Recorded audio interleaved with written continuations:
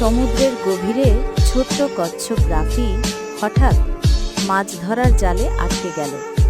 তার ছোট্ট ফ্লিপারগুলো জালের ফাঁসে জড়িয়ে গিয়ে সে প্রাণপণে নড়াচড়া করছে। চোখে ভয়ের ছাপ, দম নিতে কষ্ট হচ্ছে। উপরে ভেসে উঠলেও মুক্ত হতে পারছে না। হঠাৎ কিছু জেলে ভাই তাকে দেখতে পেলেন। তারা নৌকা থেকে সাবধানে জাল কেটে দিতে লাগলেন।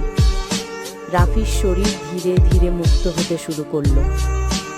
অবশেষে জাল কেটে ফেলার পর ক্লান্ত রাফি শান্ত জলে ভেসে রইল, যেন গভীর স্বস্তি পাচ্ছে।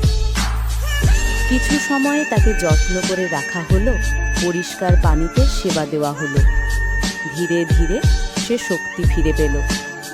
তারপর সেই সোনালি বিকেলের আলোয় রাফি আনন্দে সমুদ্রের গভীরে ফিরে গেল।